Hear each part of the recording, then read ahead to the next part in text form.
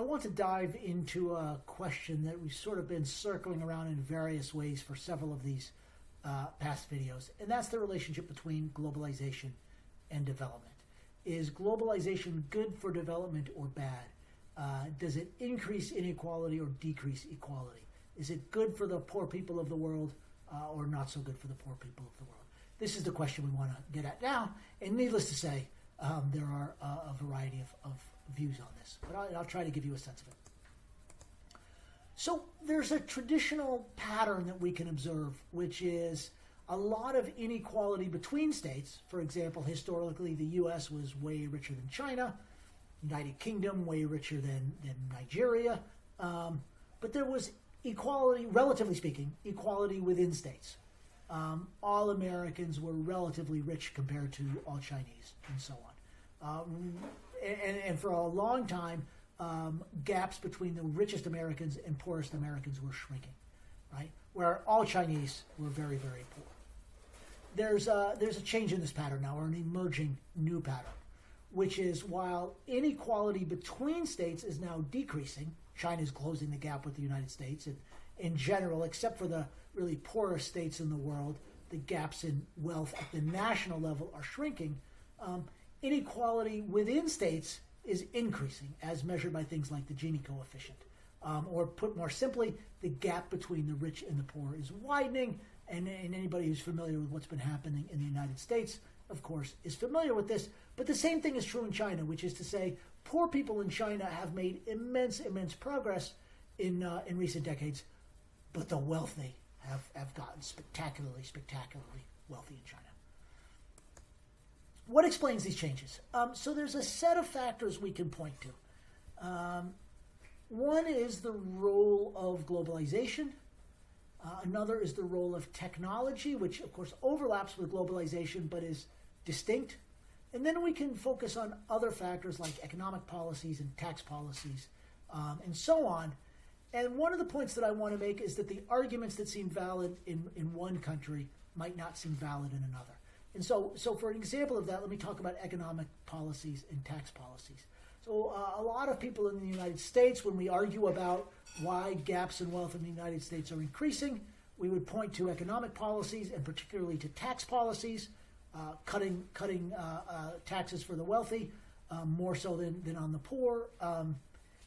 We can point to those as increasing gaps in wealth in the United States. There's nothing wrong with that argument, except that there's lots of other countries where the same pattern is occurring, except without the same economic policies and tax policies. And so we'd rather have an explanation that explains patterns globally rather just within a single country. The role of globalization and technology, I'm going to give you sort of the standard argument that the economists will give you. That doesn't mean it's right, but it means that this is the argument that the economists are going to give you. The economists will say that globalization, while it has a lot of different effects in different places, overall it's a factor for equalization. Technology, they're going to argue, right, is actually what's been causing inequality, not globalization. And essentially the argument they're making is that technology, especially information technology, facilitates the rise of industries where one or two companies can basically dominate, not just dominate a whole industry, but dominate that industry globally, right? So think of the role of Google in search. Google is one company with really not that many employees, right, dominating one of the biggest industries on the globe. If you think of the technologies of the mid-20th century, automobiles, that was a pretty consolidated industry, but there were probably 20 really big, really powerful global car companies in 5 or 10 different countries.